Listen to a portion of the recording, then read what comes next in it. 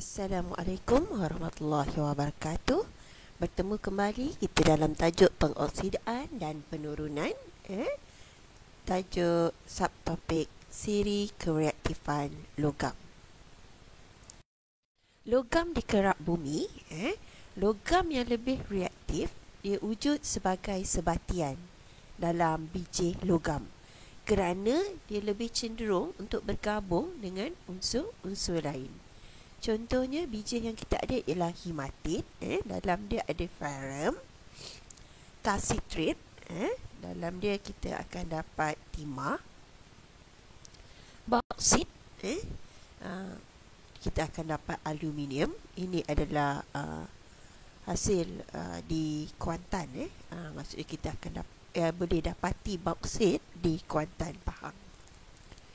Emas dan perak pula wujud dalam bentuk logam bebas kerana tidak reaktif dan tidak mudah bergabung dengan unsur lain.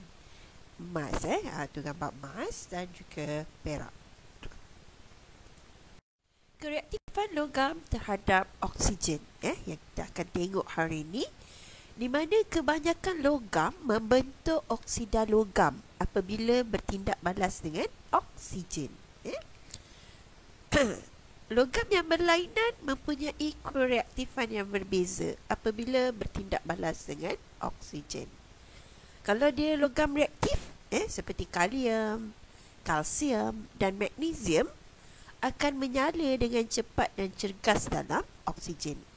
Manakala logam yang kurang reaktif seperti kuprum dan plumbung akan membara dengan malap dan bertindak secara perlahan dengan oksigen. Aurum pula ataupun emas, dia tidak reaktif dan tidak bertindak balas dengan oksigen. Okey, ini adalah eksperimen untuk membandingkan kereaktifan logam terhadap oksigen. Apa tujuan kita melaksanakan eksperimen ini? Tujuan dia adalah mengkaji kereaktifan logam terhadap oksigen serta menyusun beberapa jenis logam berdasarkan kereaktifannya terhadap oksigen. Okey. Apakah fungsi serbuk kalium manganat 7 untuk menghasilkan atau membekalkan gas oksigen? Manakala wool kaca pula untuk memisahkan serbuk kalium manganat 7 dengan serbuk logam, sebab campuran kedua-dua bahan ini akan meletup apabila dipanaskan. Kereaktifan sesuatu logam terhadap oksigen kita dapat perhatikan melalui nyalaan dan baraan yang terhasil apabila logam tersebut bertindak balas dengan oksigen. Bagi menjalankan eksperimen ini, kita akan panaskan serbuk logam dengan kuat terlebih dahulu. Kemudian barulah kita panaskan serbuk kalium manganat 7. Apakah pemerhatian yang kita boleh perolehi? Untuk logam zinc, kita akan nampak menyala dengan cepat dan nyalaan terang. Menyala dengan cepat dengan nyalaan terang. Dan baki pemanasan berwarna kuning semasa panas dan putih setelah sejuk. Inference yang boleh kita buat bahawa kereaktifan zinc terhadap oksigen adalah tinggi. Baki pemanasan pula adalah zinc oksida. Sebab zinc oksida warna dia kuning ketika panas, putih ketika sejuk. Persamaan yang kita dapat, bila zinc bertindak balas dengan oksigen, maka dapatlah hasil kita zinc oksida. Bila kita jalankan pada kuprum pula, kita dapat dia hanya membara dengan malap. Beza dengan zinc tadi, zinc menyala, kuprum pula membara dengan malap. Baki pemanasan berwarna hitam. Ini bermaksud bahawa kereaktifan kuprum terhadap oksigen adalah sangat rendah. Baki pemanasan ialah kuprum 2 oksida. Yang warna hitam tu adalah kuprum 2 oksida. Jadi persamaannya kuprum tambah oksigen dapat kuprum oksida. Magnesium pula, bila kita panaskan, kita akan dapat dia terbakar dengan cergas dengan nyalaan putih berkilau. Baki pemanasan pula berwarna putih. Ini menunjukkan bahawa kereaktifan magnesium terhadap oksigen adalah sangat tinggi, sampai dia terbakar. Baki pemanasan yang berwarna putih pula adalah magnesium oksida. Jadi persamaan magnesium tambah oksigen dapat magnesium oksida. Manakala plumbum, kita akan dapat dia membara dengan terang. Beza dengan kuprum tadi. Kuprum membara dengan malap. Jadi kalau membara dengan terang, maksudnya bandingan kuprum apa tu? Baki pemanasan pula berwarna perang semasa panas dan kuning setelah sejuk. Jadi kita dapati bahawa kereaktifan plumbum terhadap oksigen adalah rendah. Sebab dia membara, sebab tu dia rendah. Baki yang warna perang semasa panas, kuning setelah sejuk ni adalah plumbum 2 oksida. Jadi persamaannya plumbum tambah oksigen dapat plumbum oksida. Untuk ferrum, dia membara dengan sangat terang. Baki pemanasan berwarna perang kemerahan. Jadi kereaktifan ferrum terhadap oksigen adalah sederhana. Baki yang warna perang kemerahan adalah ferrum 3 oksida. Ferrum 3 oksida. Okey, ini adalah persamaannya.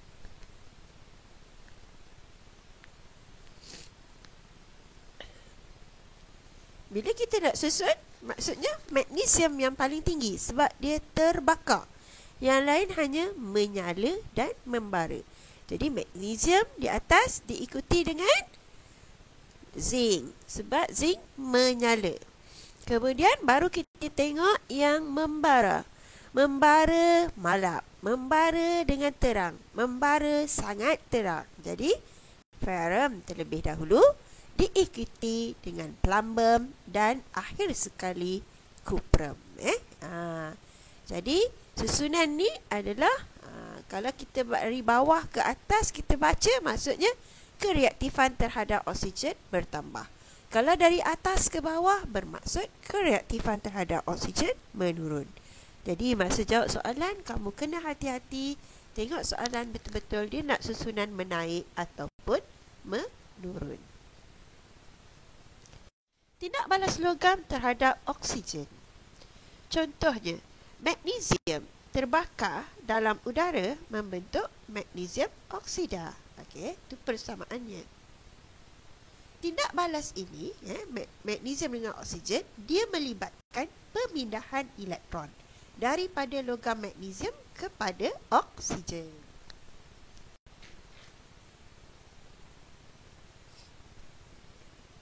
Tindak balas ini adalah tindak balas redox. Setengah persamaan peroksidaan, kita dapati magnesium melepaskan elektron membentuk ion magnesium. Setengah persamaan penurunan pula, oksigen menerima elektron membentuk ion oksida. Persamaan tindak balas redox, magnesium tambah oksigen dapat magnesium oksida.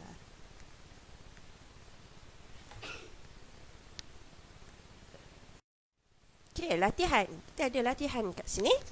Rajah di bawah menunjukkan susunan radas untuk mengkaji kereaktifan logam P, Q dan R terhadap oksigen.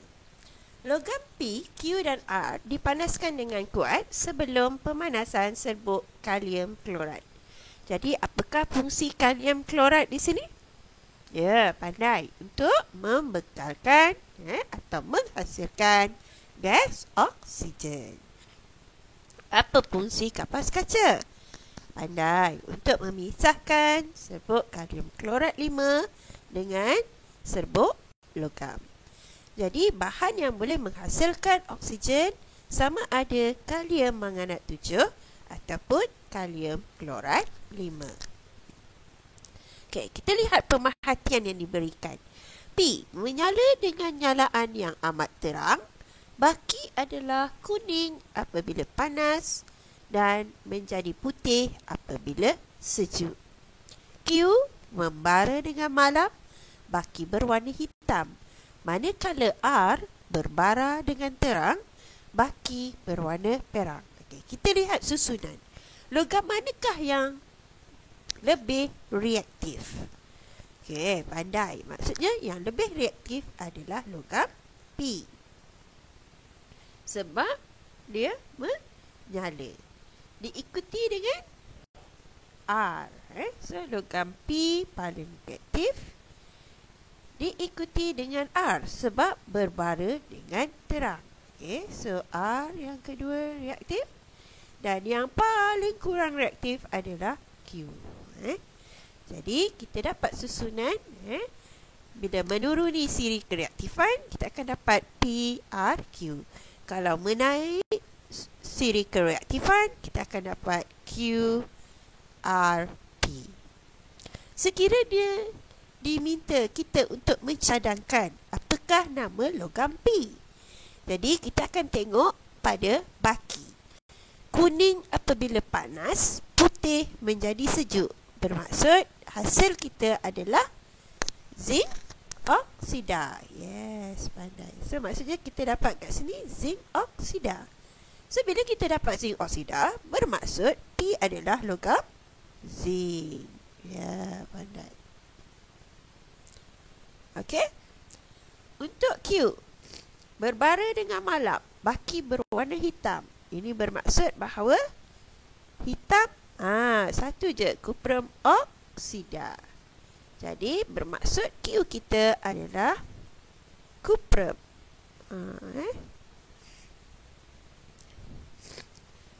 Bara dengan terang. Baki berwarna perang. So, bila perang, bermaksud kita dapat logam ferrum 3 oksida.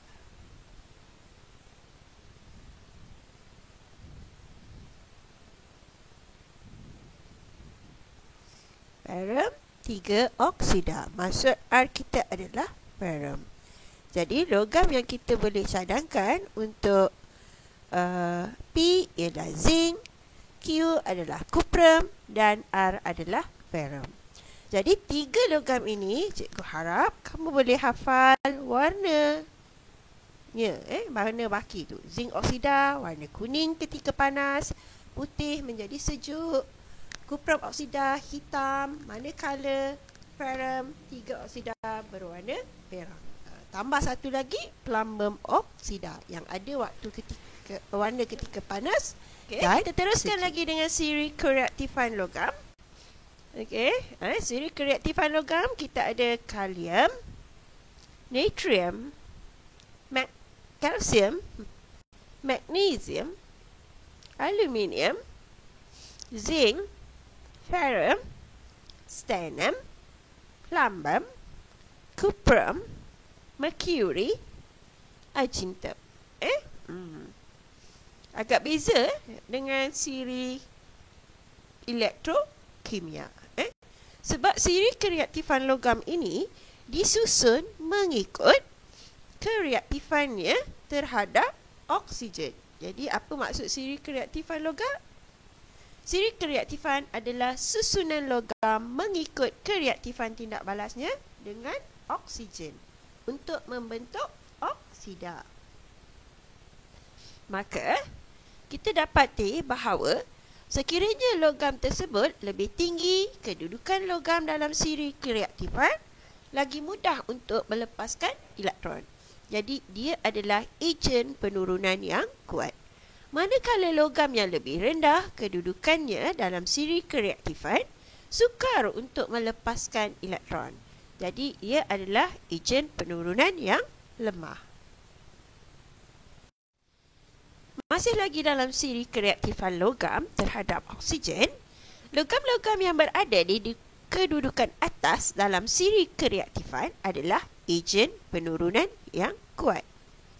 Logam-logam ini dapat menurunkan oksida dari logam yang kurang reaktif. Contohnya, kita ada campuran magnesium dengan serbuk kuprum 2 oksida yang dipanaskan. Kita akan dapati bahawa magnesium akan menurunkan kuprum 2 oksida kepada kuprum. Okey, ini persamaan kimianya. Magnesium bertindak balas dengan kuprum oksida, kita akan dapat kuprum dan magnesium oksida. Bila tindak balas ini berlaku, bermaksud bahawa magnesium lebih reaktif daripada kuprum terhadap oksigen. Maka magnesium dapat menyingkirkan oksigen daripada kuprum 2 oksida. Magnesium bertindak sebagai ejen penurunan, manakala kuprum 2 oksida bertindak sebagai ejen pengoksidaan. Okey, contoh yang kedua. Kita ada campuran argintum dengan serbuk zinc oksida yang dipanaskan. Apa yang kamu jangkakan? Ya, pandai. Tiada tindak balas berlaku. Kenapa tiada tindak balas yang berlaku? Sebab argintum kurang reaktif daripada zinc. Argintum tidak dapat menurunkan zinc oksida kepada zinc. Okey, kita teruskan lagi dengan kedudukan karbon dan hidrogen dalam siri kereaktifan logam terhadap oksigen. Kita nak tengok kat mana kedudukan karbon dan hidrogen dalam siri kereaktifan logam. Di sebelah ada siri kereaktifan dan kita nampak kat situ karbon warna merah, hidrogen warna merah juga. Yang lain biru. Karbon dan hidrogen dapat bertindak balas dengan oksigen untuk membentuk oksida. Jadi walaupun karbon dan hidrogen ni bukan logam. Oleh itu, kereaktifan karbon terhadap oksigen boleh dibandingkan dengan logam. Karbon terletak di antara aluminium dan zinc, manakala hidrogen terletak di antara zinc dan ferrum dalam siri kereaktifan logam terhadap oksigen. Okey, kita teruskan lagi dengan kedudukan karbon dan hidrogen dalam siri kereaktifan logam terhadap oksigen. Karbon dan hidrogen dapat menurunkan oksida bagi logam yang kurang reaktif. Contohnya, karbon dapat menurunkan zinc oksida, tetapi tidak dapat menurunkan aluminium oksida. Okey, jadi persamaannya karbon bertindak balas dengan zinc oksida, menghasilkan zinc dan gas karbon dioksida.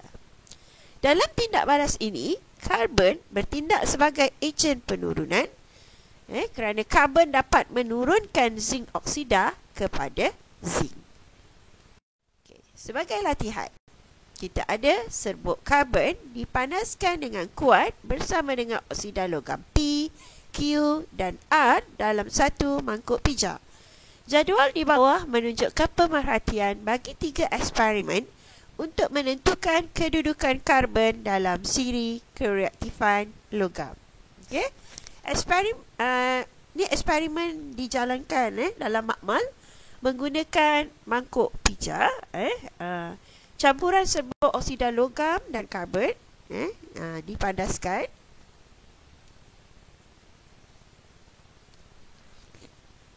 Okey. Jadi eksperimen pertama, karbon dan oksida P tiada perubahan. Bila pemerhatian tiada perubahan, ini bermaksud bahawa karbon kurang reaktif berbanding P, berbanding logam P. Jadi mana yang lebih tinggi dalam siri kereaktifan? Ya, P lagi tinggi daripada karbon. Maksudnya P dekat atas, karbon dekat bawah. untuk eksperimen yang kedua, karbon dan oksida Q, kita dapat nyalaan malap. Baki adalah pepejal kelabu. Ini bermaksud bila ada nyalaan, bermaksud ada tindak balas. Bila ada tindak balas, maka karbon lebih reaktif daripada Q. Bila karbon lebih reaktif daripada Q, bermaksud kedudukan karbon lebih tinggi daripada Q. Ini untuk eksperimen yang kedua. Eksperimen yang ketiga, karbon dan oksida R, nyalaan terang. Baki adalah pepejal perang. Ini bermaksud bahawa tindak balas berlaku dan karbon lebih reaktif daripada R. Jadi, untuk eksperimen yang ketiga, kita juga dapati bahawa karbon lebih tinggi daripada R. Yang menjadi persoalan kita pula, antara Q dengan R, yang manakah kedudukan lebih tinggi? Ini kita dapat di mana? Berdasarkan nyalaan malap dan terang. Kalau malap nyalaannya, ini bermaksud bahawa jarak antara logam tersebut adalah dekat. Manakala bila nyalaan terang, jarak antara pasangan karbon dengan logam tersebut adalah jauh. Maka Q lebih reaktif daripada R. Bila kita dah tahu bahawa Q lebih reaktif daripada R, maka kita dapat buat susunan siri kereaktifan di mana logam P adalah yang paling tinggi, diikuti dengan karbon, sebab karbon lebih tinggi daripada Q dan R. Kemudian barulah diikuti oleh logam Q, dan yang paling jauh adalah logam R. Okey. Sekiranya anda diminta untuk mencadangkan apakah logam P, Q dan juga R. Maksudnya, bila kita nak cadangkan logam P, mestilah kita pilih logam yang berkedudukan lebih atas dalam siri elektrokimia. Siri elektrokimia pula. Minta maaf. Kedudukan P adalah untuk logam yang lebih tinggi daripada karbon dalam siri kereaktifan. Jadi, kita cadangkan bila tak ada perubahan dekat sini, ialah aluminium. Q pula, dia lebih tinggi daripada R dan kita dapati pepejal berwarna kelabu. Jadi, apa-apa unsur di bawah logam, di bawah karbon, bukan logam di logam yang berada di bawah karbon, kita boleh cadang plumbum. Manakala R pepejal perang, ni tak boleh kita cadangkan, hanya yang berwarna perang. Apa dia? Logam kuprum. Itu adalah cadangan kita. Kita teruskan lagi dengan kedudukan hidrogen. Hidrogen dapat menurunkan oksida bagi logam yang kurang reaktif. Contoh, hidrogen dapat menurunkan plumbum 2 oksida, tetapi tidak dapat menurunkan zinc oksida. Okey, contoh. Persamaan kimianya, hidrogen bertindak balas dengan plumbum 2 oksida, kita akan dapat logam plumbum dan juga air. Dalam tindak balas ini, hidrogen bertindak sebagai ejen penurunan, di mana hidrogen dapat menurunkan plumbum 2 oksida kepada plumbum. Okey. Jadual di bawah menunjukkan pemerhatian 3 eksperimen untuk menentukan kedudukan hidrogen dalam siri kereaktifan logam. Okey, kalau kita lihat gambar eksperimen ini dijalankan, kita dah pernah menjalankan eksperimen ini semasa tingkatan 4 di bawah tajuk formula empirik, persamaan dan formula dan persamaan kimia, menentukan merumuskan formula empirik kuprum oksida.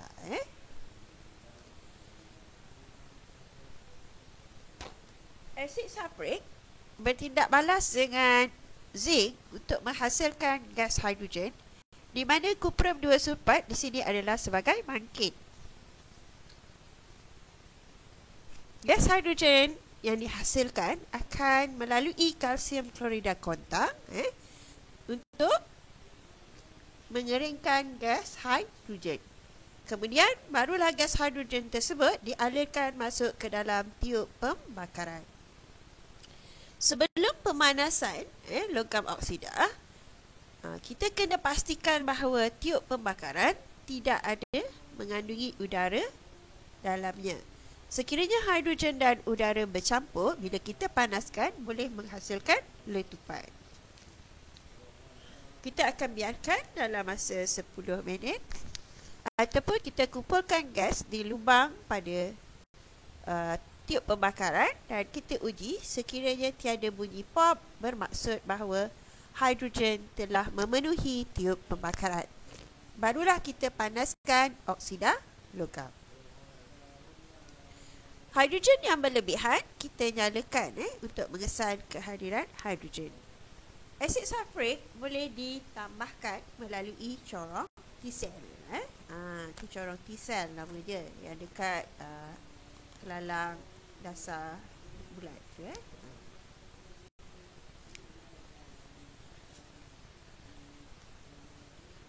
Untuk eksperimen pertama, hidrogen dan oksida X. Kita dapati bahawa oksida X ialah serbuk hitam. Kita dah boleh jangka ni apa X kan. Nyalaan terang apabila dipanaskan dengan hidrogen. Bila ada nyalaan, ini bermaksud tindak balas berlaku. Bila tindak balas berlaku, maka hidrogen lebih reaktif daripada X. Maksudnya hidrogen kedudukannya lebih tinggi daripada X. Okey. Bila X warna hitam, bermaksud dekat sini kita dapat kuprum oksida. Jadi kita boleh jangka X adalah kuprum. Hidrogen dan oksida Y. Kita dapati oksida Y adalah serbuk putih. Oksida Y menjadi kuning apabila dipanaskan dengan gas hidrogen tanpa nyalaan. Tanpa nyalaan. Bila tanpa nyalaan, bermaksud tiada tindak balas. Bila tiada tindak balas, maka kedudukan Y lebih reaktif daripada hidrogen. Jadi Y lebih tinggi daripada hidrogen.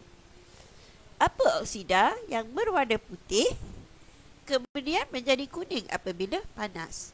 Maksudnya kuning ketika panas, putih ketika sejuk. Ya, pandai. Jawapannya zinc oksida. Jadi kita tahu Y adalah zinc. Hidrogen dan oksida Z. Kita dapati oksida Z adalah serbuk kuning. Nyalaan malap apabila dipanaskan dengan hidrogen, baki adalah pepejal kelabu. Bermaksud bila ada nyalaan malap bahawa tindak balas berlaku. Bila tindak balas berlaku, bermaksud hidrogen lebih reaktif daripada Z. Maka kedudukan hidrogen lebih tinggi daripada Z. Okey? Apa Z? Okey? Oksida Z serbuk kuning dan akhirnya dia jadi pepejal kelabu. Maksudnya Z ini telah pun mengalami tindak balas. Kita ada serbuk yang warna kuning ialah plumbum oksida. Plumbum oksida berwarna kuning ketika sejuk, perang ketika panas. Tapi kita tak nampak warna perang sebab dia dah jadi logam plumbum. Bagaimana susunan siri kereaktifan yang kita dapat? Mana logam yang paling tinggi? Ya, Y.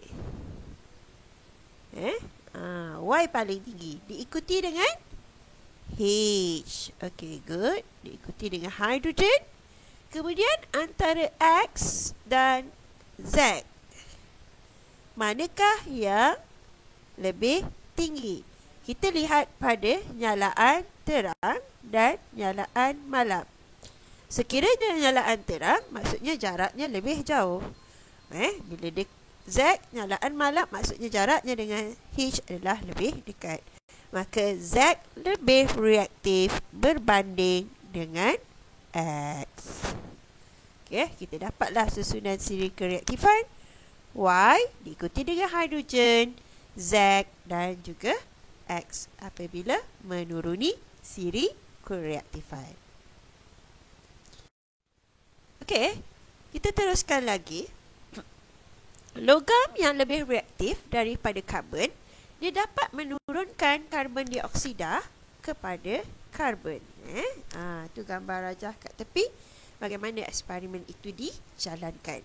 Sebagai contoh, pita magnesium yang sedang terbakar dimasukkan ke dalam sebuah balang gas berisi gas karbon dioksida. Apa yang kita akan dapati bahawa pita magnesium menyala dengan terang dan menghasilkan pepejal putih magnesium oksida dan serbuk hitam karbon. So, kita akan dapat serbuk hitam karbon itu pada balang gas, pada dinding balang gas. Okey, itulah persamaannya. Karbon dioksida tambah magnesium, kita dapat magnesium oksida dan karbon. Bagaimana kita menggunakan siri kereaktifan untuk meramalkan tindak balas logam? Yang pertama, bolehkah zinc menurunkan kupram 2 oksida kepada kupram? Okey, pandai. Ya, boleh sebab zinc berada di atas kupram dalam siri kereaktifan logam. Maka, zinc lebih reaktif daripada kupram. Bila zinc lebih reaktif daripada kupram, maka zinc boleh menyingkirkan oksigen daripada kupram 2 oksida. Okay, kita dapat persamaan zinc bertindak balas dengan kupram 2 oksida menghasilkan zinc oksida dan kupram. Untuk yang kedua, ramalkan pemerhatian apabila plumbum dipanaskan dengan aluminium oksida. Plumbum dengan aluminium oksida. Ya, pandai. Plumbum berada di bawah aluminium dalam siri kereaktifan logam. Maka, plumbum kurang reaktif daripada aluminium. Jadi, plumbum tidak boleh menyingkirkan oksigen daripada aluminium oksida. Soalan nak apa? Soalan nak ramalkan pemerhatian. Jadi pemerhatian kita tiada sebarang perubahan. Tiada sebarang perubahan akan diperhatikan apabila plumbum dipanaskan bersama aluminium oksida. Kita tak boleh jawab tiada tindak balas. Itu adalah inference. Inference. Soalan seterusnya. Ramalkan sama ada zinc atau kalsium boleh menurunkan gas karbon dioksida kepada karbon, iaitu menyingkirkan oksigen daripada gas karbon dioksida. Adakah zinc boleh menyingkirkan oksigen daripada karbon dioksida? Zinc berada di bawah karbon dalam siri kereaktifan logam. Maka zinc kurang reaktif daripada karbon. Bila dia kurang reaktif daripada karbon, zinc tidak boleh menyingkirkan oksigen daripada karbon dioksida. Manakala kalsium pula berada di atas karbon dalam siri kereaktifan logam, maka kalsium lebih reaktif daripada karbon. Jadi, kalsium boleh menyingkirkan oksigen daripada karbon dioksida.